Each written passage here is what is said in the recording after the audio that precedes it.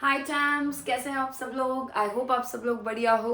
I welcome you all to your go to space of learning chemistry.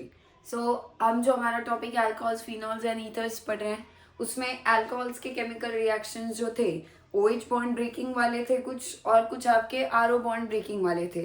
वो सभी reactions हम अभी तक के जितने भी पार्ट्स अपलोड हो चुके हैं उनमें हमने कवर कर लिए हैं। अब हमारे बचते हैं फिनॉल्स के केमिकल रिएक्शंस। कुछ ऐसे रिएक्शंस थे जो अल्कोहल्स जैसे फिनॉल्स भी शो करते थे, जैसे कि हमारा एस्टरिफिकेशन जो है वो रिएक्शंस में फिनॉल्स भी इक्वली पार्ट लेते हैं जैसे कि अल्कोहल्स करते हैं। But still there are some reactions जो कि सिर्फ और सिर्फ फिनॉल स्पेसिफिकली दिखाते हैं।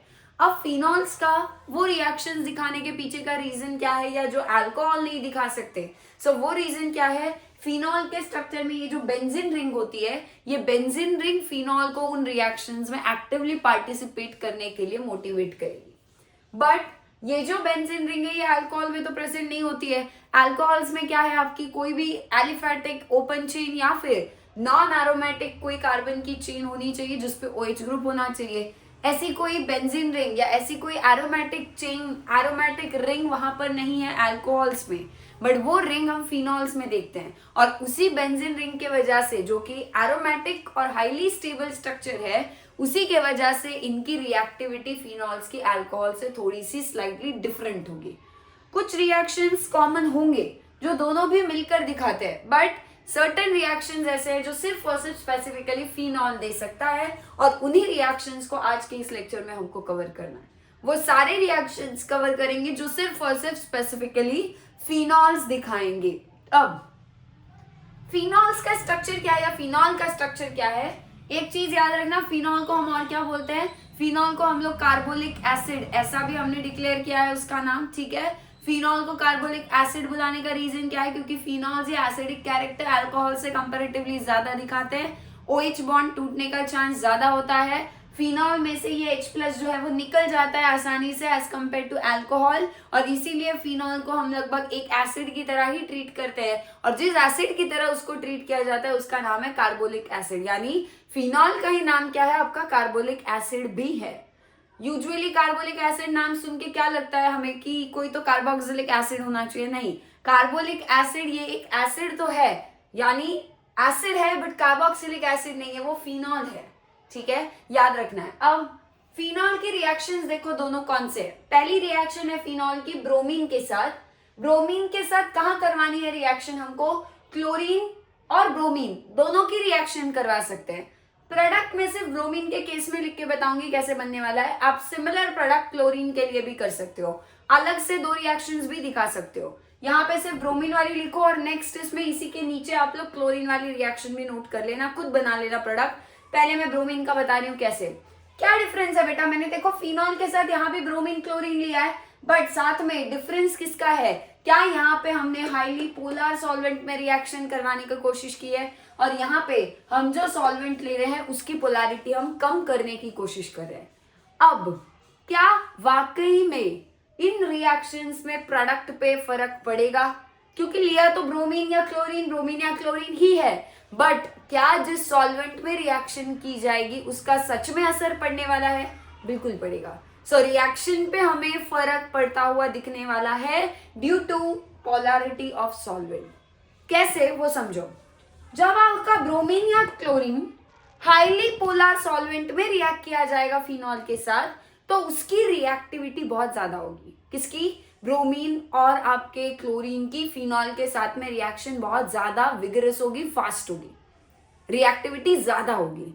बट जब आप पोलैरिटी सॉल्वेंट की कम कर दोगे, कम पोलर सॉल्वेंट आप वहां पे लोगे, तो ब्रोमीन या क्लोरीन की रिएक्टिविटी फिनॉल के साथ वो भी कम हो जाएगी। यानी जितना ज्यादा सॉल्वेंट पोलर उतनी ज्यादा रिएक्टिविटी ज्यादा, और जितना पोलैरिटी कम करते जाओगे उतनी रिएक्टिविटी कम होती जाएगी।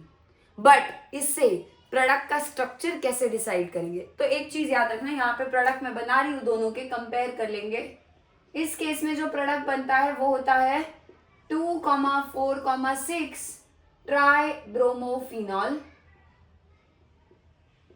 मैंने फिर से क्या कहा आपको कि मैं ब्रोमीन के साथ का प्रोडक्ट लिखने वाली हूँ, आप लोग खुद से क्लोरीन के लिए भी अलग से बना सकते हो। क्या दिखाई दे रहा है? पहली बात, ये कौन से टाइप की रिएक्शंस है जो अभी हम देख रहे हैं? ये 1, ये 2 और ये 3, ये तीनों के तीनों रिएक्शंस आपके फिनॉल के इलेक्ट्रोफिलिक सब्स्टिट्यूशन रिएक्शंस के अंडर आएंगे। और इलेक्ट्रोफिलिक सब्स्टिट्यूशन कहाँ कहाँ होगा? OH, OH जो है ऑक्सीजन पे लोन पेयर होता है। जब भी बेंजीन के ऊपर कोई भी ऐसा एटम या ऐसा ग्रुप जुड़ा होगा जिसके पास लोन पेयर होगा, तो ये जो है वो आपका +M इफेक्ट या +R इफेक्ट देता है। ये आपके बेंजीन रिंग के लिए एक इलेक्ट्रॉन डोनेटिंग ग्रुप की तरह काम करता है और इसीलिए हम बोलते हैं कि ये +R इफेक्ट देगा। क्लियर है? अब यहाँ पे वो डोनर एटम कौन है? ऑक्सीजन। ऑक्सीजन के पास लोन पेयर है, इसलिए वो बेंजीन के लिए एक इलेक्ट्रॉन डोनेटिंग ग्रुप की तरह फंक्शन करने वाला है, +R इफेक्ट देने वाला है। जब भी बेंजीन के ऊपर कोई भी +R इफेक्ट या +M इफेक्ट या इलेक्ट्रॉन डोनेटिंग ग्रुप इस तरह से अटैच्ड होगा, उस केस में इलेक्ट्रोफिलिक सब्स्टिट्यूशन कहाँ कहाँ होता है? जो भी इलेक्ट्रॉन डोनेटिंग ग्रुप्स होते हैं इन्हें हम एक्टिवेटिंग ग्रुप्स भी बुलाते हैं, ऑर्थो पैरा डायरेक्टिंग ग्रुप्स भी ये होते हैं। यानी जो इलेक्ट्रोफाइल आके बेंजीन में सब्स्टिट्यूट होने की ट्राई करेगा, उधर आपका ये जो लगा हुआ ग्रुप है, ये इलेक्ट्रॉन डोनेटिंग ग्रुप, उनको डायरेक्शन देते हैं। क्या डायरेक्ट करेगा? इलेक्ट्रॉन डोनेटिंग ग्रुप आने वाले इलेक्ट्रोफाइल, यहाँ पे इलेक्ट्रोफाइल कौन होगा? Br+Cl+, ठीक है, उनको कहाँ पे डायरेक्ट करने वाला है? उनको वो बोलेगा कि आपने सिर्फ और सिर्फ ऑर्थो और पैरा पोजीशन पे जाना है। कैसे डिसाइड होगी ऑर्थो पैरा पोजीशन? जिस भी कार्बन पे OH अटैच्ड है उससे अगले दोनों पोजीशन जो है वो ऑर्थो, उससे जो नेक्स्ट है वो दोनों मेटा, और ये जो पोजीशन है ऑपोजिट में बिल्कुल OH के, वो होती है पैरा पोजीशन। अब बताओ मुझे कि क्या यहाँ पे ये दोनों ऑर्थो पोजीशंस है? हुआ है क्या ब्रोमीन वहां पे ही सब्स्टिट्यूट? प्लस एक पैरा पोजीशन है, क्या वहीं पे ही ब्रोमीन सब्स्टिट्यूट हुआ है? यानी इलेक्ट्रोफिलिक सब्स्टिट्यूशन हुआ है, और वो कौन से पोजीशन पे हुआ है? सिर्फ ऑर्थो और पैरा। अब ये इलेक्ट्रोफाइल कभी भी मेटा पे सब्स्टिट्यूट होता हुआ हम नहीं देखेंगे। क्यों? क्योंकि इस OH ग्रुप के इलेक्ट्रॉन डोनेटिंग नेचर की वजह से। OH एक इलेक्ट्रॉन डोनेटिंग ग्रुप की तरह काम कर रहा है। OH की जगह अगर आप NH2 भी लगाओगे वो भी इलेक्ट्रॉन डोनेटिंग ग्रुप होगा। अगर बेंजीन पे कभी भी कोई +R या +M वाला ग्रुप यानी इलेक्ट्रॉन डोनेटिंग ग्रुप जुड़ा होता है, जिसपे स्पेशली लोन पेयर आपको दिखाई देंगे, तो एक चीज याद रखनी है कि ऐसे ग्रुप्स इलेक्ट्रोफाइल को डायरेक्शन देंगे, और डायरेक्शन देते वक्त उनको कहाँ जाके लगने के लिए बोलेंगे? ऑर्थो पे और पैरा पोजीशन पे। मेटा पे ये सब्स्टिट्यूशन कभी नहीं हो पाएगा। क्लियर है? अब ये तो हो गई आपकी पोलर सॉल्वेंट में बात। अब मैं जब पोलैरिटी कम करोगे या नॉन पोलर सॉल्वेंट ले लोगे, तब प्रोडक्ट क्या बनेगा वो भी यहाँ पे ड्रॉ करिए, आप खुद कंपेयर करके बताना। ये रहा OH, यहाँ पे क्या दिख रहा है आपको? ब्रोमो फिर से लग गया। अब कहाँ लगा है ब्रोमो? सिर्फ और सिर्फ ऑर्थो पे। इसे हम बोलेंगे ऑर्थो ब्रोमोफिनॉल या फिर 2 ब्रोमोफिनॉल एज पर IUPAC।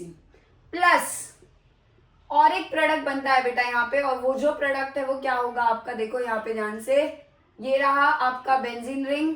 बेंजीन रिंग के ऊपर ये लगा है OH ग्रुप। अब OH ग्रुप लगने के बाद आपका यहाँ पे ब्रोमो आके लग चुका है पैरा पे। ये है पैरा ब्रोमोफिनॉल यानी 4 ब्रोमोफिनॉल, ये है 2 ब्रोमोफिनॉल यानी ऑर्थो ब्रोमोफिनॉल। क्या डिफरेंस दिख रहा है आपको? देखो, ऑब्वियस सी बात है, ब्रोमीन या क्लोरीन की रिएक्टिविटी, मैंने क्या कहा था? जितना पोलैरिटी सॉल्वेंट की ज्यादा उतनी रिएक्टिविटी ज्यादा। और क्या ब्रोमीन की रिएक्टिविटी उतनी ज्यादा होने की वजह से आपको सारे एक साथ ब्रोमीन ने हल्ला बोल दिया है क्या फिनॉल के ऊपर? यस, सारे के सारे जगह पे ब्रोमीन जाके लग गया है। सारे ब्रोमीन किस फिराक में है कि यार हमको भी ऑर्थो पोजीशन चाहिए, हमको भी पैरा पोजीशन चाहिए। सारे ब्रोमीन एक साथ फिनॉल के साथ जाके भिड़ गए। क्यों? क्योंकि रिएक्टिविटी ज्यादा थी। बट हमने क्या किया फिर? हम भी सांस ले रहे, फिर क्या किया हमने? सॉल्वेंट की पोलैरिटी कम कर ली। पोलैरिटी सॉल्वेंट की कम हो जाने से ब्रोमीन की रिएक्टिविटी कम हो गई। अब एक टाइम पे इतने ज्यादा ब्रोमीन रिएक्टिव नहीं है जितना इनको यहाँ पे जरूरत थी कि हमको भी ऑर्थो पे अटैक करना है, हमें भी पैरा पे अटैक करना है। उतनी टेंडेंसी रिएक्शन की यहाँ पे नहीं थी, इसीलिए एक टाइम पे एक ही ब्रोमो सब्स्टिट्यूट हुआ है। आधे फिनॉल में वो ब्रोमो जाके ऑर्थो पे लग जाता है, और आधे नहीं, प्रोपोर्शन 50-50% नहीं होगा। कुछ फिनॉल के स्ट्रक्चर में ब्रोमो जो है वो पैरा पे सब्स्टिट्यूट होगा। इन दोनों में से मेजर कौन सा होगा? तो यूजुअली हमारा पैरा प्रोडक्ट ही मेजर होता है। क्यों? क्योंकि ध्यान से देखो, क्या ये पैरा प्रोडक्ट में हम इस तरह से बीच में से एक दीवार पास कर सकते हैं, एक प्लेन डाल सकते हैं क्या? और क्या उसको दो इक्वल हिस्सों में डिवाइड कर सकते हैं? यस। यानी ये जो पैरा वाला प्रोडक्ट है कैसा है बेटा? सिमेट्रिकल। बट ऐसी कोई दीवार यहाँ पे पास नहीं हो सकती है।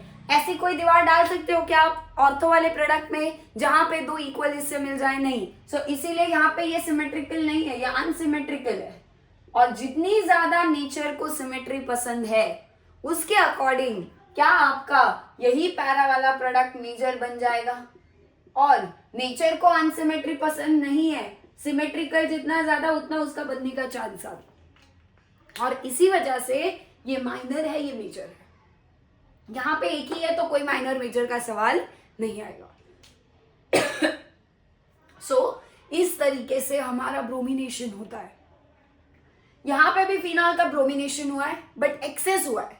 यहाँ पे भी फिनॉल का ब्रोमिनेशन हुआ है बट लिमिट में हुआ है, सॉल्वेंट बदलने की वजह से। फटाफट ये नोट करो, फिर आगे कंटिन्यू करते हैं। सो अब देखते हैं अगला। ये भी ये सारी है एक तरह से। फिनॉल लिया है, फिनॉल को एक तरफ किसके साथ रिएक्ट करवा रहे हो? Dilute HNO3। HNO3 का नाम क्या है? Nitric acid. यहाँ पे भी HNO3 है, नाइट्रिक एसिड, बट कॉन्सेंट्रेटेड है। खुद बताओ, कॉन्सेंट्रेटेड HNO3 यानी उसमें HNO3 ज्यादा होगा और पानी कम होगा। और डाइल्यूट HNO3 एसिड है। HNO3 नाइट्रिक एसिड एक एसिड है। एसिड को डाइल्यूट करना यानी हम क्या करते हैं? वाटर का अमाउंट बढ़ा देते हैं। वाटर बढ़ जाएगा तो HNO3 का खुद का अमाउंट वहां पे कम हो जाएगा। तो डाइल्यूशन से हो क्या रहा है? जब हम नाइट्रिक एसिड को डाइल्यूट करवा रहे हैं, वाटर का अमाउंट हम बढ़ा रहे हैं, पर नाइट्रिक एसिड का तो कम हो रहा है ना पावर। और जितना नाइट्रिक एसिड कॉन्सेंट्रेटेड है उतना पानी कम है और उतना नाइट्रिक एसिड का ज्यादा हल्ला होगा वहां पे। ठीक है, अब खुद बताओ, जब भी हम HNO3 लेंगे, नाइट्रिक एसिड डाइल्यूट हो चाहे कॉन्सेंट्रेटेड हो, कौन सा इलेक्ट्रोफाइल बनता है वहां पे? तो ये बता, NO2+, ये एक इलेक्ट्रोफाइल बनेगा। और अगर आपने कॉन्सेंट्रेटेड HNO3 लिया तब भी आपका NO2+ ही बनेगा। ठीक है, ले तो हम HNO3 ही रहे हैं, तो इलेक्ट्रोफाइल कौन सा बनने वाला है बेटा? आपका NO2+, यहाँ पे भी NO2+।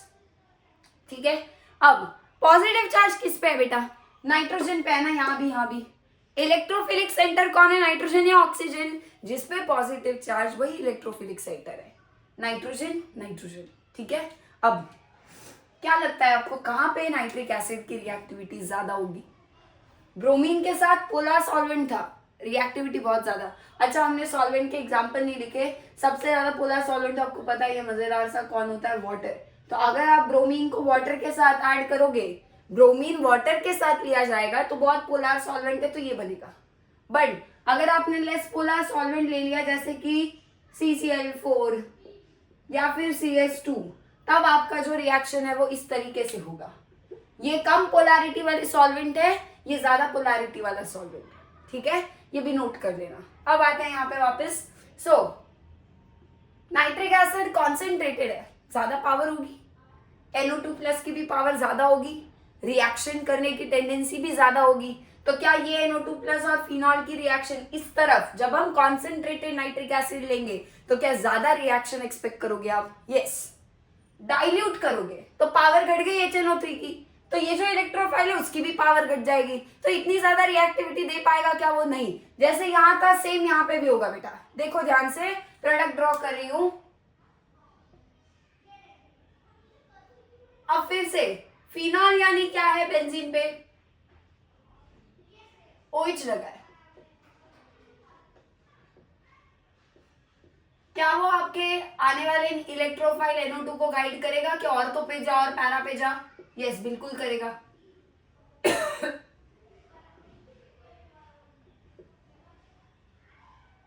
देखो, ऑर्थो पे NO2, पैरा पे NO2। एक टाइम पे पर एक ही NO2 अटैच हुआ है। क्यों? इतनी खास रिएक्टिविटी इसकी नहीं थी, क्योंकि HNO3 उतना पावरफुल नहीं था, डाइल्यूट था। पानी का जोर ज्यादा था, HNO3 का कम था, क्योंकि पानी ज्यादा है या HNO3 ज्यादा है। तो जोर किसका चलेगा? पानी का अब नहीं चलेगा, अब किसका चलेगा? HNO3 का ही चलेगा। तो क्या NO2 प्लस की भी उतनी ज्यादा पावर देखने के लिए मिलेगी? यस। तो क्या NO2 की रिएक्टिविटी बढ़ गई फिनॉल के साथ? तो क्या एक साथ बहुत सारे NO2 दावा बोल देंगे फिनॉल पे फिर से, बिल्कुल जैसे यहाँ था, और प्रोडक्ट में यहाँ पे लिख रही हूँ।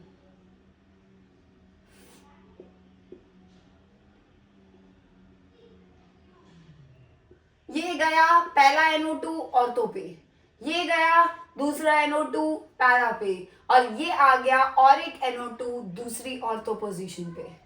क्या दिख रहा है बेटा? एक साथ NO2 ने अटैक कर लिया है फिनॉल के ऑर्थो और पैरा पोजीशंस के ऊपर। और ये हुआ क्यों? क्योंकि हमने खुद अपना इलेक्ट्रोफाइल का पावर कम और ज्यादा किया। जैसे यहाँ हम सॉल्वेंट बदल के वो खेल रहे थे, यहाँ हम सॉल्वेंट बदल के नहीं खेल रहे, हम यहाँ पे पानी को कम और पानी को ज्यादा करके कर रहे हैं।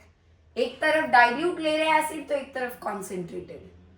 कर हम वही रहे, यहाँ भी ब्रोमीन की रिएक्टिविटी बढ़ानी है, पोलर सॉल्वेंट ले लो, कम करनी है नॉन पोलर ले लो। यहाँ अगर आपको नाइट्रो NO2 प्लस की रिएक्टिविटी बढ़ानी है तो कॉन्सेंट्रेटेड HNO3 लो, कम करनी है तो डाइल्यूट कर लो, पानी मिला दो। इस तरीके से दोनों रिएक्शंस में बिहेवियर सिमिलर है, प्रोडक्ट बनने का जो तरीका है वो सेम है। ठीक है, ये देखते हैं अब।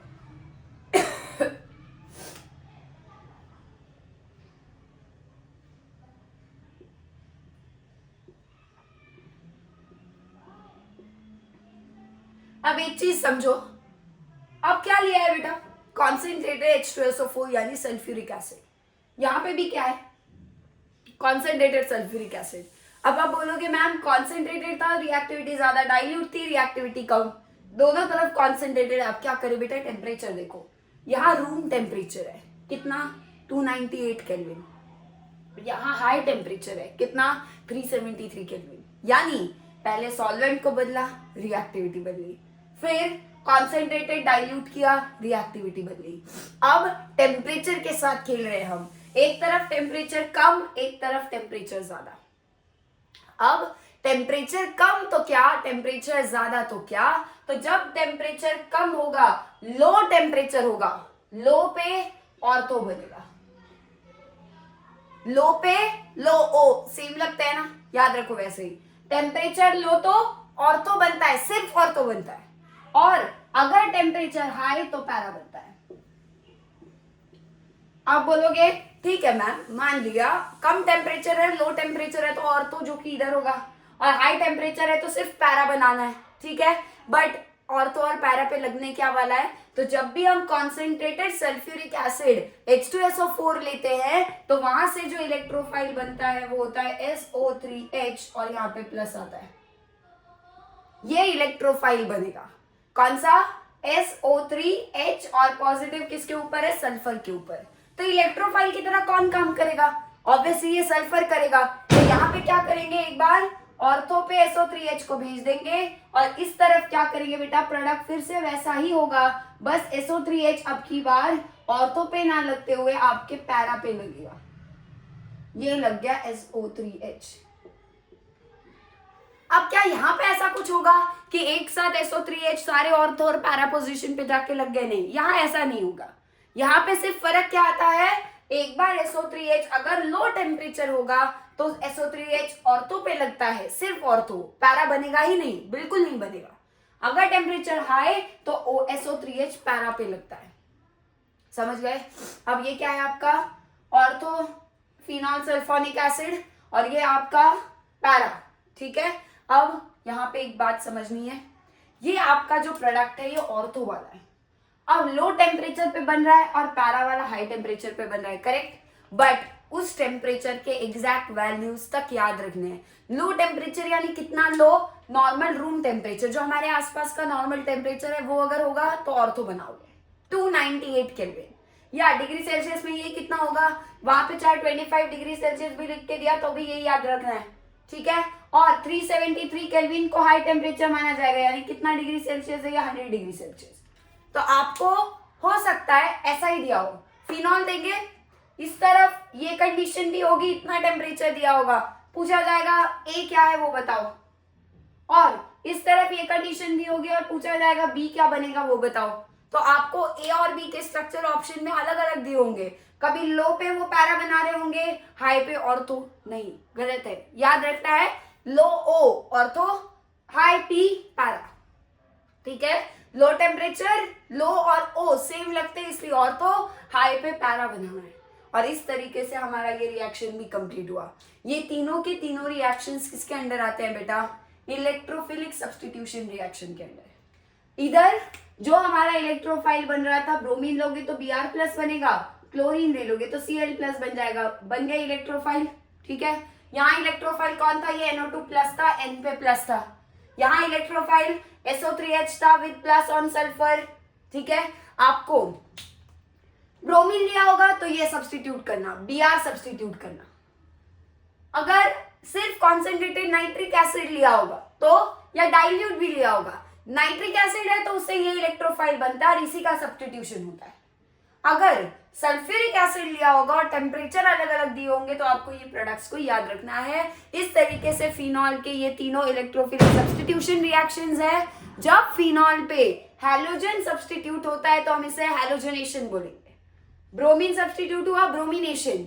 सिमिलर रिएक्शन क्लोरीन के साथ आप खुद लिखना, क्लोरीन जब वाटर के साथ होगा तो यहाँ क्लोरीन, यहाँ क्लोरीन, यहाँ क्लोरीन।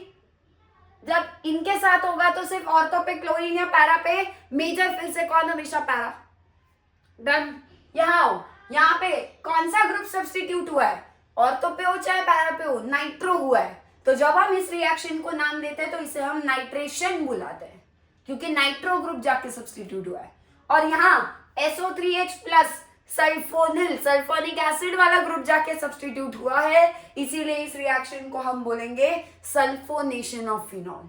सो फिर से रिपीट कर रही हूं, हैलोजनेशन ऑफ फिनॉल हैलोजन के साथ, nitration of phenol nitric acid के साथ, sulphonation of phenol sulphuric acid के साथ करवाया जाएगा। और इस तरीके से कहीं पे सॉल्वेंट बदल रहा है, कहीं पे कॉन्सेंट्रेटेड एसिड एक तरफ डाइल्यूट एसिड ले रहे हैं, तो कहीं पे टेम्परेचर को हम बदल के रिएक्टिविटी कंट्रोल करेंगे। समझ गए? सो ये जो रिएक्शंस है इंपॉर्टेंट है, फटाफट नोट करो, फिर और भी रिएक्शंस पढ़ेंगे फिनॉल के। सो अब जो नेक्स्ट रिएक्शंस है फिनॉल के, उसमें आता है आपके दो नेम रिएक्शंस। एक है रेमर-टिमन रिएक्शन और दूसरी जो रिएक्शन है दैट इज कोल्बे रिएक्शन। अगर आप इन दोनों नेम रिएक्शंस को देखते हो तो ये आपके नेम रिएक्शंस वाले बुक में जल्दी से ऐड हो जाने चाहिए। आई होप आप लोग नेम रिएक्शंस के लिए अलग से कुछ पेजेस जो है वो कर चुके हो उनके लिए डिवोट, ठीक है। और उन पेजेस में जैसे जैसे नेम रिएक्शन पढ़ते जाते हो, एक भी नेम रिएक्शन आती है अगर कहीं पर भी, पूरे ऑर्गेनिक के नेम रिएक्शंस हमें साथ में लिखने हैं ताकि आपको वहां पे एग्जाम में वो पॉइंट आउट करना आसान हो। कैसे क्वेश्चंस आते हैं बेटा? बहुत आसान। आपको रिएक्शन दिखाई जाएगी और पूछेगा इस रिएक्शन का नेम क्या है, वो कौन सी नेम रिएक्शन है। आसान क्वेश्चन, सिर्फ रिएक्शन देख के पहचानना है। या आपको नाम दिया जाएगा रिएक्शन का और बोलेंगे कि इनमें से कौन सा रिएक्शन जो है वो इस रिएक्शन को या इस टाइप के रिएक्शन का पार्ट है, या आपको इनमें से कौन सा रिएक्शन कोल्बे रिएक्शन है, तो आपको रिएक्शन दिखाई जाएगी, कोल्बे रिएक्शन करेक्ट कौन सी वो ढूंढनी होगी। अब उसके लिए क्या हिंट है वो मैं आपको बताती हूँ, बट पहला हिंट सबसे इंपॉर्टेंट वो ये है कि रेमर-टिमन रिएक्शन और कोल्बे रिएक्शन ये दोनों रिएक्शंस फिनॉल के हैं। यानी आपको वहां पे रिएक्शन की शुरुआत फिनॉल से होती हुई दिखनी चाहिए। अगर वहां शुरुआत ही किसी और से कर रहे हैं फिनॉल को छोड़ के, तो ऑब्वियस सी बात है वो ऑप्शन तो सही हो ही नहीं सकता। तो ये एक हिंट होगा आपको पहचानने के लिए कि वो रिएक्शन वाकई में रेमर-टिमन या कोल्बे है या नहीं, ठीक है। बट अगर दो तीन ऑप्शंस हुए, आपको हो सकता है वो रेमर-टिमन वाले ऑप्शन में कोल्बे दिखा दे, क्योंकि साथ में पढ़े तो चांस है कि कंफ्यूजन हो जाए। और कोल्बे का पूछा है तो हो सकता है रेमर-टिमन वाली रिएक्शन दिख जाए। तो शुरुआत तो दोनों जगह फिनॉल से ही होगी, बस आपको आगे का जो पार्ट है फिर वो उससे डिसाइड करना चाहिए, ठीक है। अब देखो, रेमर-टिमन रिएक्शन का सबसे इंपॉर्टेंट क्लू होता है क्लोरोफॉर्म। रेमर-टिमन रिएक्शन को पहचानने का सबसे इंपॉर्टेंट क्लू होता है फिनॉल तो दिखना ही चाहिए, बट फिनॉल के साथ कौन लिया होना चाहिए वहां पे? क्लोरोफॉर्म। और क्लोरोफॉर्म यानी ये है इसका फॉर्मूला CHCl3, एक कार्बन, एक हाइड्रोजन और 3 क्लोरीन, क्लोरोफॉर्म। क्लोरोफॉर्म का कौन से रिएक्शन से रिलेशन है? रेमर-टिमन रिएक्शन से। नेक्स्ट कोल्बे रिएक्शन का लेना देना जो होता है वो होता है CO2 के साथ, कार्बन डाइऑक्साइड। अब एटलीस्ट अगर रिएक्शन में दूर दूर तक क्लोरोफॉर्म दिया नहीं है तो वो आपकी रेमर-टिमन रिएक्शन नहीं हो सकती है। दिया है एक ही ऑप्शन में, फटाक से आंसर मिल गया। कोल्बे रिएक्शन, दूर दूर तक CO2 नहीं दिख रहा है, हो सकती है क्या कोल्बे नहीं, अगर आपको वहां पे CO2 एक ही ऑप्शन में दिख रहा है तो फटाफट आंसर मिल गया। यानी ये जो छोटे छोटे हिंट्स है ना, ये आपको फटाफट आंसर ढूंढने के लिए हेल्प करेंगे। ठीक है, अब यहाँ पे ध्यान देते हैं, याद कैसे रखोगे। अब मान लो सीईटी में तो ऑप्शंस होंगे, बोर्ड्स में तो ऑप्शन नहीं है, तो रेमर-टिमन रिएक्शन कौन सी है, वो क्लिक होने के लिए क्लोरोफॉर्म याद आना चाहिए, फिनॉल याद आना चाहिए। अब इतना तो याद रखना पड़ेगा कि फिनॉल के दो रिएक्शंस, रेमर-टिमन और कोल्बे, ये दोनों नेम रिएक्शंस है, तो वो याद रखे बिना ऑप्शन नहीं है, नहीं है, नहीं है। बट एक हिंट मैं यहाँ पे दे सकती हूँ, थोड़ा सा फनी लगेगा, बट क्लोरोफॉर्म कहाँ देखा है आपने, टीवी सीरियल्स में देखा है कि यूज होते हुए, वो कुछ तरह से सुंघाते हैं, राइट, नैपकिन पे ऐसे लिक्विड डालते हैं, सुंघाते हैं, और वो जो इंसान है वो धीरे धीरे बेहोश हो जाता है और फाइनली अनकॉन्शियस हो जाता है, करेक्ट। क्लोरोफॉर्म है वो, क्लोरोफॉर्म वही है जो आपने लिक्विड यूज होते हुए देखा है सीरीज में वगैरह, जब किसी को अनकॉन्शियस करना होता है। ठीक है, किडनैपिंग में यूज होता है, ठीक है, हमें यूज नहीं करना है, गलत इंटेंशंस में मत लेना है इसको, ये मैं सिर्फ आपको एप्लीकेशन बता रही हूँ। या आपने हाइड्रोजन डेरिवेटिव्स टॉपिक में क्लोरोफॉर्म के यूजेस वगैरह पढ़े होंगे, तो आपको पता होगा कि ये क्लोरोफॉर्म, हम अनकॉन्शियस क्यों होते हैं क्लोरोफॉर्म इनहेल करते ही, क्योंकि वो हमारे ब्रेन पे, सेंट्रल नर्वस सिस्टम पे अफेक्ट करता है, और सब कुछ ब्रेन से ही रिलेटेड है, सब कुछ स्टॉप हो जाएगा, करेक्ट है। अब क्लोरोफॉर्म लेना है। क्लोरोफॉर्म किसी को अगर बहुत ज्यादा इनहेल कर लिया किसी ने तो क्या होगा, थोड़ा इनहेल किया अनकॉन्शियस होंगे, सिर्फ बेहोश होंगे थोड़ी देर के लिए, बहुत ज्यादा इनहेल कर लिया तो मर भी सकता है इंसान, क्योंकि ब्रेन पे असर पड़ेगा।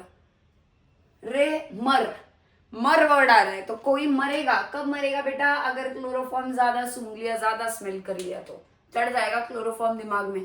ठीक है, ये एक हिंट याद रख सकते हो। अब इसको रिलेट किया है तो आई होप इतना फनी, मुझे नहीं पता कि आप लोगों ने सोचा होगा, किसी ने नहीं सोचा होगा, बट मुझे आदत थी, जब मैं भी 12th स्टैंडर्ड में थी तब मैं भी ऐसे ही किया करती थी कि कोई रिएक्शन अगर याद रखनी है, उसको याद रखने के लिए ऐसे, क्योंकि देखो बहुत सारे नेम रिएक्शन एक साथ जब आते हैं ना, तब कंफ्यूजन होता है। सिर्फ क्लोरोफॉर्म याद होता है, रेमर-टिमन याद होता है, CO2 याद होता है, बट एक्चुअल में क्लोरोफॉर्म रेमर-टिमन में ही लिया जाता है। ये याद रखने के लिए कुछ तो रेमर-टिमन का और क्लोरोफॉर्म का आपस में कनेक्शन होना चाहिए ना, तब वो फटाफट क्लिक होगा एग्जाम के वक्त भी। इसीलिए बनाया है रेमर-टिमन में मर, कोई मर सकता है कब, अगर क्लोरोफॉर्म ज्यादा इनहेल्ड हो गया तो, और इसीलिए क्लोरोफॉर्म का रिलेशन किसके साथ है, रेमर-टिमन। हमारी हेल्थ पे इसके बहुत सारे इफेक्ट्स होते हैं, इसीलिए हमें यूजुअली क्लोरोफॉर्म इजीली मिलता भी नहीं है ना, हमको कभी उसके साथ ज्यादा हमारी बॉडी को एक्सपोज करना चाहिए।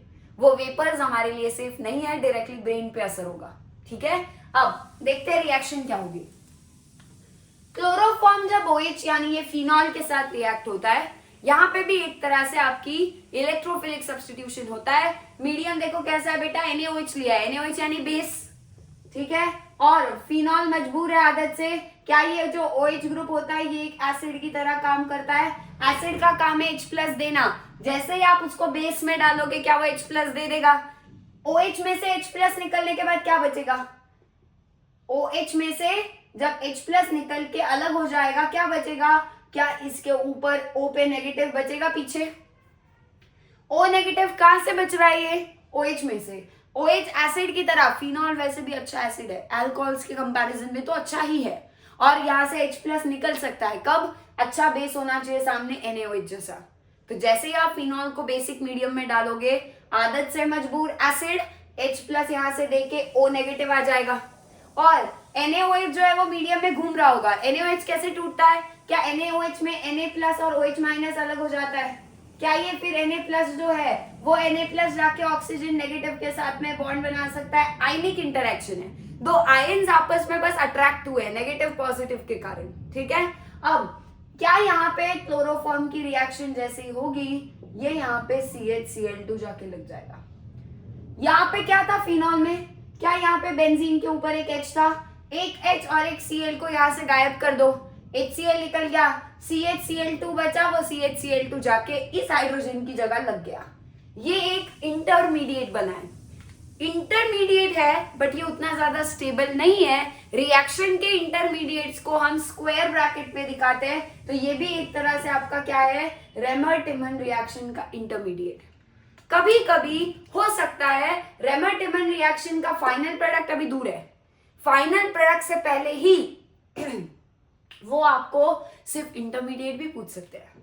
तो सिर्फ स्टार्ट कहां से हुआ, एंड कहां हो रहा है रेमर-टिमन रिएक्शन का, उतना देख के नहीं चलेगा। सीईटी के हिसाब से या बोर्ड्स के हिसाब से भी अगर आपको रेमर-टिमन पे शॉर्ट नोट लिखने के लिए आया तो सिर्फ स्टार्टिंग और प्रोडक्ट बना के छोड़ दोगे क्या, नहीं चलेगा, आपको पूरा स्टेप वाइज दिखाना पड़ेगा। तो आपको इंटरमीडिएट भी पता होना चाहिए। बोर्ड्स में आपको ये स्क्वायर ब्रैकेट दिखाना है, ये याद रखो, क्योंकि इंटरमीडिएट है। ठीक है, अब ये जो इंटरमीडिएट बना है उसमें दो जगह पे रिएक्शन हुई है, करेक्ट है। मीडियम बेसिक था इसलिए OH भी रिएक्शन में पार्ट ले रहा है, और क्लोरोफॉर्म भी जाके यहाँ पे H की जगह पे सब्सटीट्यूट हुआ है। एक Cl बस हटा देना, यहाँ से H, यहाँ से Cl, और बचा हुआ CH जाके सब्सटीट्यूट हो गया। ठीक है, दो जगह पे एट ए टाइम रिएक्शन हुई है और इंटरमीडिएट बना है। अब इसको आगे NaOH के साथ ट्रीट करेंगे, फिर से बेस के साथ। होगा क्या, ये जो इंटरमीडिएट है बेटा ये अनस्टेबल है, ज्यादा देर तक टिकेगा नहीं, तो तुरंत एक इसमें बदल जाता है। उसका स्ट्रक्चर देखो, अभी भी मीडियम कैसा है बेटा, बेसिक ही है, और जब तक मीडियम बेसिक रहेगा OH वापस नहीं आएगा। OH जो है वो O- के तरह ही रहेगा, क्योंकि बेस के प्रेजेंस में हमेशा वो एसिड की तरह ही काम करेगा। तो क्या इस O- Na+ पे कोई फर्क पड़ने वाला है, नहीं, जब तक मीडियम बेसिक है तब तक तो नहीं। ठीक है, अब ये जो आपका CHCl2 था बेटा वो बदल जाएगा CHO में। किस में बदल जाएगा वो, CHO में। CHO यानी एल्डिहाइड वाला फंक्शनल ग्रुप है ये।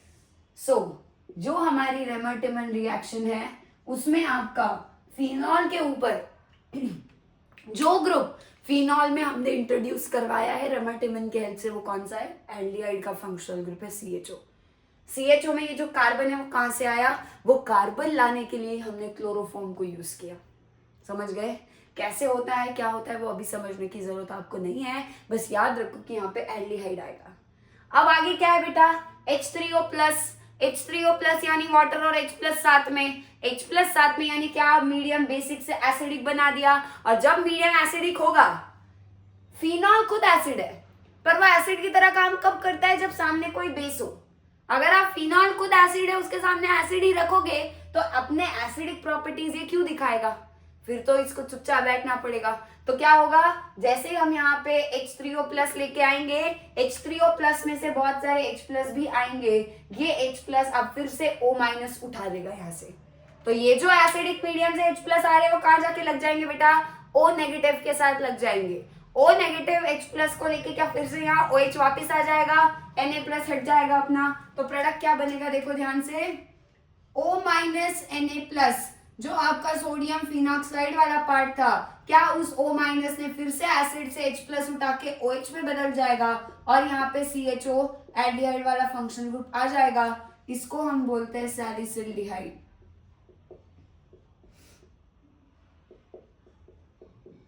क्या है इस प्रोडक्ट का नाम, सैलिसिल्डिहाइड। सैलिसिल्डिहाइड का स्ट्रक्चर कैसे याद रखना है बेटा, इसको हम ऑर्थोसैलिसिल्डिहाइड भी बोल सकते हैं। फिनॉल है ठीक है, फिनॉल का स्ट्रक्चर सबको पता है, बेंजीन पे OH, और उसी के पास में सैलिसिल्डिहाइड, नाम से ही समझ आ रहा है कोई तो एल्डिहाइड से कुछ मिलता है, एल्डिहाइड वाला ग्रुप उस पे लगा दो, OH के जस्ट पास में, दैट इज सैलिसिल्डिहाइड। रेमर-टिमन रिएक्शन को फिर से समराइज करते हैं। रेमर-टिमन रिएक्शन की शुरुआत फिनॉल से होगी, क्लोरोफॉर्म दिया जाएगा, बेसिक मीडियम में करवानी है रिएक्शन, पहले एक इंटरमीडिएट बनता है जिसमें CHCl2 जाके लगता है, OH जो है वो एसिडिक होने के वजह से बेस के प्रेजेंस में H+ देके O- Na+ में बदल जाता है। जैसे ही आप उसको फिर NaOH के साथ ट्रीट करते हो, वो अनस्टेबल है इंटरमीडिएट, वो जाके आपका CHCl2 ग्रुप पूरा का पूरा CHO में कन्वर्ट होता है, एल्डिहाइड में कन्वर्ट होता है। और यही अब आपको O- Na+ नहीं चाहिए, आपको आपका OH वापस चाहिए, क्या कर सकते हो, एसिडिक मीडियम में डाल दो उठा के इसको, एसिडिक मीडियम से H+ उठा लेगा, O-, OH आ जाएगा और CHO आ जाएगा, सैलिसिल्डिहाइड रेडी है। अब कोल्वे रिएक्शन समझते हैं। कोल्वे रिएक्शन में हमने ये कहां से आया होगा बेटा, क्या आपका ये फिनॉल फिनॉल को बेस में डालेंगे NaOH में, क्या फिनॉल OH में से H+ निकल के O- और NaOH का Na+ आ गया। वो स्टेप यहाँ दिखाई नहीं है बट वो है। सीधा आपको सोडियम फिनॉक्साइड दिखाया। फिनॉल से सोडियम फिनॉक्साइड कब बनता है? जब आप फिनॉल को बेसिक मीडियम में डालते हो, फिनॉल का OH में से H+ निकल जाता है, O- बचता है और NaOH का Na+ आके उस पर जुड़ जाता है। इसको किसके साथ ट्रीट किया बेटा? कार्बन डाइऑक्साइड के साथ। कोल्बे रिएक्शन की यही तो पहचान है। और रिएक्शन का टेम्परेचर देखो 398 केल्विन, प्रेशर 6 atm। प्रेशर क्यों लगाना है? कार्बन डाइऑक्साइड गैस है तो प्रेशर लगाएंगे तभी रिएक्शन अच्छे से होगी। ठीक है, अब क्या हो जाता है यहाँ पे? O- Na+ पे तो फर्क नहीं पड़ता है, बट ये जो O- Na+ है उस पे कोई फर्क नहीं पड़ेगा। यहाँ पे जो CO2 है, CO2 में से COO और साथ में यहाँ पे Na आ जाएगा, COONA। क्या करना है? इसकी हाइड्रोलिसिस करवानी है। हाइड्रोलिसिस देखो कौन सा मीडियम है? H3O+, यानी भर भर के H+ होंगे यहाँ पे। ये H+ कौन ले लेगा बेटा? देखो यहाँ पे भी CO- Na+ है, यहाँ पे भी O- Na+ है। ये H+ कौन उठा सकता है? क्या ये H+ जाके इस तरफ इस O- पे और यही H+ जाके इस O- पे लग सकते हैं क्या? यस। तो ये वाला O- भी H+ को ले लेगा, OH में बदल जाएगा, और ये जो O- है ये भी H+ को ले लेगा, OH में बदल जाएगा। यानी यहाँ पे होने क्या वाला है? दोनों तरफ Na+ हटाओ, उसके जगह H+ लगाओ। O- Na+ से बना OH, CO- Na+ से बना COOH। ये H कहां से आए हैं बेटा? ये दोनों H+ आए हैं एसिडिक मीडियम से। और किसने उठाए? वो जो O- था जिसपे पहले Na+ था। यहाँ पे ये Na+ हट जाएगा और Na+ की जगह H+ लग जाएगा। अब ये जो बना है बेटा, इसे हम बोलते हैं सैलिसिलिक एसिड। क्या हमने लास्ट लेक्चर में यही सैलिसिलिक एसिड को यूज किया था एस्पिरिन बनाने के लिए? ठीक है, सैलिसिलिक एसिड पे एस्टरिफिकेशन करवाया था एसिटिक एनहाइड्राइड के साथ, और यहाँ पे आपका OH पे एसिटिल ग्रुप आके लगा था और उसी पे हमने एस्पिरिन बनाया था। सैलिसिलिक एसिड और सैलिसिल्डिहाइड में फर्क या सिमिलरिटी क्या है? फिनॉल OH के पास वाले कार्बन पे एल्डिहाइड तो सैलिसिल्डिहाइड, OH के पास वाले कार्बन पे एसिड वाला ग्रुप COH है, किसका फंक्शनल ग्रुप है? एसिड का, तो सैलिसिलिक एसिड। ठीक है, अब एक तरफ सैलिसिल्डिहाइड बनता है, एक तरफ सैलिसिलिक एसिड बनता है। अब एक और पॉइंट है, इंपॉर्टेंट है, याद रखना है। क्या करना है आपको? अगर हम जो ये रेमर्टिमन रिएक्शन हो रही है, इस रेमर्टिमन रिएक्शन में हम लेते तो क्लोरोफॉर्म है, क्लोरोफॉर्म लेते हैं तो क्या बनता है? सैलिसिल्डिहाइड। बट अगर आपने क्लोरोफॉर्म की जगह CCl4 ले लिया, CCl4 और क्लोरोफॉर्म में क्या फर्क है? क्लोरोफॉर्म में एक हाइड्रोजन और 3 क्लोरीन थे, अगर इस हाइड्रोजन की जगह भी एक क्लोरीन आके लग जाए तो CCl4, carbon tetrachloride. Carbon 4 Cl है इसलिए टेट्राक्लोराइड। इससे सेम सैलिसिलिक एसिड बनता है जैसा कोल्बे रिएक्शन में बना है, सेम। इसका मैकेनिज्म नहीं है, बट एक पॉइंट आपके बुक में दिया है तो हमको पता होना चाहिए, एक भी पॉइंट मिस नहीं होना चाहिए। उसी के अकॉर्डिंग फिनॉल के साथ क्लोरोफॉर्म NaOH में लेंगे तो सैलिसिल्डिहाइड, रेमर्टिमन रिएक्शन। क्लोरोफॉर्म की जगह CCl4 लेंगे तो सैलिसिल्डिहाइड नहीं बनेगा, फाइनल प्रोडक्ट सैलिसिलिक एसिड होगा, जो कि यहाँ भी बन रहा है। सैलिसिलिक एसिड और कहाँ बनता है? कोल्बे रिएक्शन में भी बनता है। किसके साथ रिएक्ट करवाते हैं फिनॉल को? कार्बन डाइऑक्साइड के साथ रिएक्ट करवाते हैं। और एक स्टेप क्या है? बस एसिडिक हाइड्रोलिसिस है। बनाना सैलिसिलिक एसिड और सैलिसिल्डिहाइड है, दोनों रिएक्शंस फिनॉल के हैं, दोनों में स्लाइट फर्क है। सैलिसिल्डिहाइड सैलिसिलिक एसिड के स्ट्रक्चर सिमिलर से हैं, तो याद रखने में कंपेयर करके पढ़ोगे दोनों रिएक्शंस को तो आसान लगेगा। इसीलिए मैंने यहाँ पे सामने सामने पढ़ाए हैं, ताकि कंपेयर करके पढ़ो। और लर्न करते वक्त भी जब भी आप नेम रिएक्शन याद करने की कोशिश करते हो तो पहले आपको क्या पता होना चाहिए? स्टार्ट किससे हो रही है रिएक्शन, लेना क्या है रिएक्शन में? फिनॉल। खत्म किस पे होती है? सैलिसिल्डिहाइड सैलिसिलिक एसिड। पहले तो इतना याद करो, फिर मैकेनिज्म बाद की बात है। शुरुआत और एंड याद नहीं है तो मैकेनिज्म देख के क्या फायदा है? इसीलिए पहले तो रेमर्टिमन रिएक्शन का रिएक्टेंट कौन, शुरुआत किससे करनी है, और मेन कौन है? Chloroform, medium basic. यहाँ मेन कौन है? Carbon dioxide. टेम्परेचर और प्रेशर दिया है वो याद रखना है। तो पहले तो आपको मेन चीजें याद होनी चाहिए, फिर आप मैकेनिज्म में घुस सकते हो। समझ गए? तो डायरेक्टली सारे मैकेनिज्म लर्न करने पे चले जाते हैं, नहीं करना है। पहले तो रेमर्टिमन और कोल्बे रिएक्शन पहचाननी आनी चाहिए, उनके मेन पॉइंट जो हैं वो पता होने चाहिए। कैसे हिंट रखना है यार, मैंने वो भी आपको बता दिया, ठीक है? शायद से नहीं भूलोगे, नोट करो फटाफट। फिर और 3 रिएक्शंस है फिनॉल्स के, वो बचे हैं हमारे, 5 हो चुके हैं। आगे हम कंटिन्यू करते हैं, फिर फटाफट नोट कर लो। सो अब लास्ट के 3 रिएक्शंस बचे फिनॉल के, और तीनों जो है वो आपके, जो आपने ऑक्सीडेशन रिडक्शन के डेफिनेशंस पढ़े हैं उसी पे बेस्ड है। पहली जो रिएक्शन है उसमें फिनॉल लेना है, फिनॉल को ट्रीट करना है CrO3 के साथ। CrO3 क्रोमिक अनहाइड्राइड है, एक तरह का ऑक्सीडाइजिंग एजेंट होता है, ठीक है, और माइल्ड होता है। Na2Cr2O7 क्या है? सोडियम डाइक्रोमेट, साथ में H2SO4, यानी इसका मतलब है बस वो कह रहे हैं कि सोडियम डाइक्रोमेट एसिडिक मीडियम में लेना है, यानी एसिडिफाइड सोडियम डाइक्रोमेट ऐसा भी लिखा हुआ हो सकता है। तो ये H2SO4 बस एक एज एन एसिडिक कैटलिस्ट वहां पे, ठीक है। अब यहाँ पे जो रिएक्शन के बाद बनता है वो स्ट्रक्चर आप याद कर लो, उसका एक हिंट बस बता सकती हूँ कि रिएक्शन का नाम जो है वो ऐसा क्यों दिया है। सॉरी, यहाँ पे क्या होगा आपका, ये जो है यहाँ पे ऐसा होगा डबल बॉन्ड, यहाँ पे एक होगा डबल बॉन्ड O और नीचे से लग जाएगा यहाँ पे डबल बॉन्ड O। ये बन गया आपका पैरा बेंजोक्विनोन, इसे कहेंगे। पैरा क्यों? क्योंकि आपको क्या दोनों डबल बॉन्ड एक दूसरे के पैरा दिखाई दे रहे हैं, सो इसीलिए वे बोलेंगे इसे पैरा बेंजोक्विनोन। और क्विनोन यानी एक तरह का क्या है आपका, कीटोन है।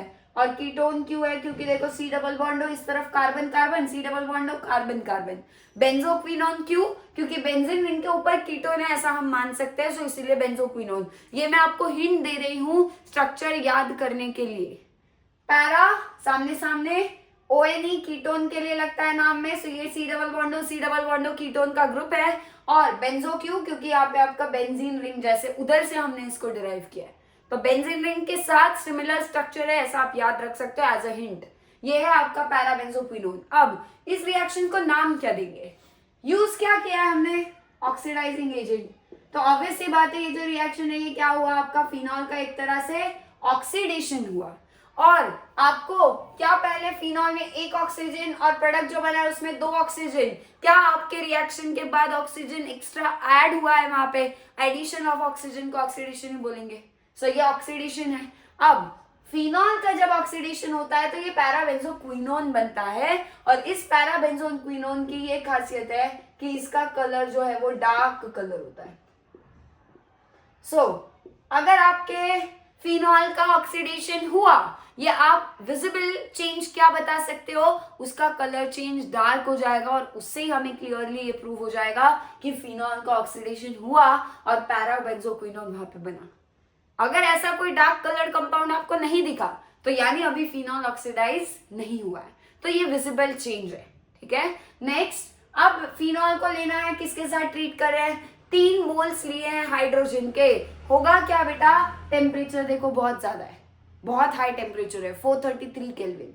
रूम टेम्परेचर कितना होता है? 298 केल्विन, यानी क्लोज टू 300 माने तो ये 430 है, 130 केल्विन ज्यादा। और निकल यहाँ पे क्या होता है? हाइड्रोजनेशन का कैटलिस्ट होता है। क्या होगा बेटा? कितने डबल बॉन्ड है आपको बेंजीन रिंग में दिखाई दे रहे हैं? क्या आपको 3 डबल बॉन्ड दिखाई दे रहे हैं? डबल बॉन्ड के इधर इधर एक एक H ऐड हो जाएगा, ठीक है। और जहां जहां डबल बॉन्ड है बेटा, आपको पता है ना, कार्बन कार्बन डबल बॉन्ड, जब भी हम इसको हाइड्रोजन के साथ ट्रीट करते हैं H2 के साथ, तो क्या होता है वहां पे? कार्बन कार्बन डबल बॉन्ड जो है वो सिंगल में बदल जाएगा, 2 बॉन्ड ऐसे ही रहेंगे, इधर एक H लग जाएगा और दूसरे कार्बन पे एक H लग जाएगा। क्या हो रहा है? कार्बन कार्बन 2 बॉन्ड में से एक बॉन्ड में कन्वर्ट हो रहे हैं, और दोनों कार्बन एक एक हाइड्रोजन के साथ नया बॉन्ड बना रहे हैं। सेम यहां होगा, ये डबल बॉन्ड है एक, इधर एक H लग जाएगा, इधर एक H, डबल बॉन्ड का सिंगल बॉन्ड। ये एक डबल बॉन्ड था, डबल का सिंगल हो गया, इधर एक H, इधर एक H लग जाएगा। यहाँ पे डबल बॉन्ड था, डबल का सिंगल, इधर एक H, इधर एक H लग जाएगा। यानी जो जो आपके बेंजीन के 6 कार्बन है, सारे डबल बॉन्ड बना रहे हैं। ये दोनों बना रहे हैं आपस में, ये दोनों आपस में, ये दोनों आपस में। फिलहाल उनके ऊपर एक एक हाइड्रोजन ऑलरेडी है, यहाँ एक OH है, बट और एक एक हाइड्रोजन ऐड होगा, तो टोटल कितने हाइड्रोजन ऐड होंगे? HH, एक H2, HH, दूसरा H2, HH, तीसरा H2, इसीलिए 3 H2 लिए। एक H2 इधर, एक इधर और एक इधर। इस तरीके से आपका बेंजीन के सारे डबल बॉन्ड हट जाएंगे, डबल की जगह वहां पे सिंगल बॉन्ड हो जाएंगे, सैचुरेशन आ जाएगा। ये अनसैचुरेटेड था, ये सैचुरेटेड था। ये एरोमेटिक था क्योंकि कॉन्जुगेशन था, ये नॉन एरोमेटिक है। इसका नाम क्या है? साइक्लिक है इसलिए साइक्लो, 6 कार्बन है इसलिए हेक्स, सिंगल बॉन्ड है सभी इसलिए हेक्सेन, और अल्कोहल है इसलिए यहाँ पे OL लगाया। क्या नाम है इस प्रोडक्ट का? साइक्लोहेक्सानॉल। फिनॉल से साइक्लोहेक्सानॉल कैसे बना? हाइड्रोजन ऐड करवाया। हाइड्रोजन के एडिशन को हम नाम क्या देते हैं? हाइड्रोजनेशन। इसे हम क्या बोलेंगे?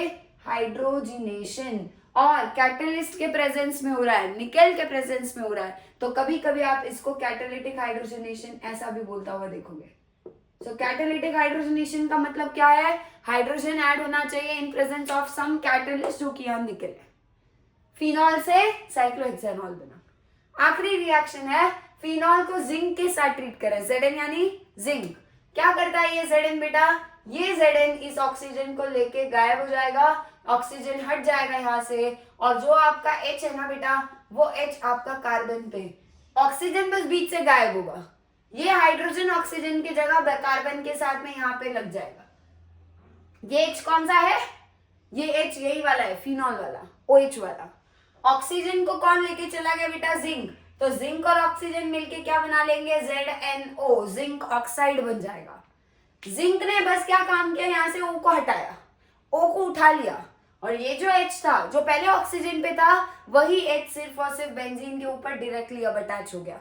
ओवरऑल H हम ना भी दिखाए तो आपको पता ही है। यहाँ पे देखो, ये कार्बन कितने बॉन्ड बना रहा है? 2 यहाँ और 1 यहाँ, 3। तो वैसे भी एक बॉन्ड उसका हाइड्रोजन के साथ होगा, ये ऑलरेडी हमारा बाय डिफॉल्ट माना ही जाता है। इनफैक्ट ये सारे के सारे कार्बन जो है वो एक एक बॉन्ड हाइड्रोजन के साथ बना रहे होंगे।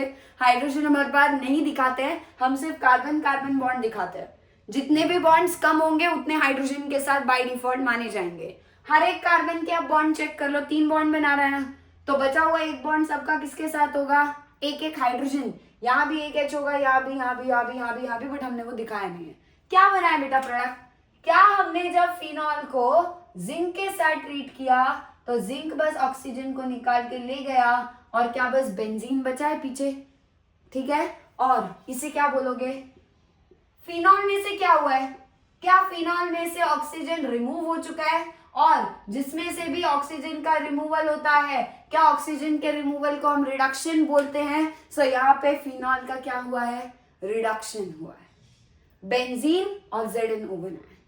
इस तरीके से ये जो रिएक्शन थी, इस तरफ ऑक्सीजन ऐड हुआ, ऑक्सीडेशन, यहाँ हाइड्रोजन ऐड हुआ डबल बॉन्ड पे, इसलिए हाइड्रोजनेशन, यहाँ ऑक्सीजन रिमूव हुआ इसलिए रिडक्शन। तो ये तीनों रिएक्शंस फिनॉल के ही हैं, 1, 2 और 3, ठीक है? कौन सी केस कब होगी? ये लिया तो ये होगा, ये लिया तो ये होगा, और अगर जिंक लिया तो फिर रिडक्शन होगा। प्रोडक्ट क्या क्या बनते हैं? कब पैराबेंजोक्विनोन बनता है, कब साइक्लोहेक्सानॉल बनता है, और कब बेंजीन बनता है, वो आपको पता होना चाहिए। आपको ये भी पूछा जा सकता है, फिनॉल को बेंजीन में कन्वर्ट करने के लिए किसके साथ रिएक्शन करवाए? इसके साथ, इसके साथ या इसके साथ? ऑब्वियसली जिंक है करेक्ट आंसर। समझ गए? सो इस तरीके से आपको सारे के सारे फिनॉल के 8 रिएक्शंस में से पहले 3 एक साथ पढ़ा करो। ESR है क्योंकि तीनों में सिमिलैरिटी है, कंपेयर करके पढ़ोगे अच्छे से याद होगा। अगले दोनों रेमेटिमिन कोल्बे नेम रिएक्शन साथ में पढ़ो, कंपेयर करके पढ़ोगे आसानी से याद होगा। लास्ट के 3 ऑक्सीडेशन रिडक्शन, घूम फिर के कहीं ऑक्सीजन ऐड हो रहा है, कहीं हाइड्रोजन ऐड हो रहा है, कहीं ऑक्सीजन रिमूव हो रहा है, तो ये 3 आपस में मिलते जुलते, इन तीनों को एक साथ पढ़ा करो कंपेयर करके, यानी पढ़ते वक्त भी आसान लगेगा और याद भी रहेगा अच्छे से। सो इसी नोट पे आज हमारे फिनॉल के रिएक्शन सब खत्म हुए। अब हमारा बचता है सिर्फ ईथर्स वाला पार्ट, उनका नॉमेनक्लेचर, उनका प्रेपरेशन, उनके केमिकल प्रॉपर्टीज, वो हम अगले कुछ वीडियोस में कवर कर लेंगे। आई होप आप लोग अच्छे से पढ़ रहे हो, नोट्स बना रहे हो, रिवाइज भी कर रहे हो। सिर्फ ऐसा मत करो कि बस लेक्चर्स कंप्लीट करते जा रहे हो और पीछे का जो है वो उसका रिविजन छोड़ रहे हो। ऐसा नहीं होना चाहिए। जो पढ़ा है वो रिवाइज नहीं करोगे तो पहले की जो मेहनत है ना वो पूरी वेस्ट होगी, अगली बार फिर 0 से शुरू करना पड़ेगा। जब तक दिमाग में फिक्स नहीं हो जाता उतने बार रिवीजन करनी ही पड़ेगी, उसके बिना कोई ऑप्शन नहीं है। ऑर्गेनिक एक बार पढ़ने से नहीं होता है, एक बार पढ़ा, अच्छे से समझा, दूसरी बार पढ़ोगे और अच्छे से समझेगा, आसान लगेगा, तीसरी बार पढ़ोगे तो और आसान लगेगा, और तब जाके चीज़ें कुछ थोड़ी बहुत याद रहने लग जाएंगी यहाँ पे। सो इसी नोट पे आज हम यहीं पे स्टॉप करते हैं। मिलते हैं जल्दी नेक्स्ट वीडियो में नेक्स्ट पार्ट के साथ। तब तक के लिए सबको हैप्पी लर्निंग।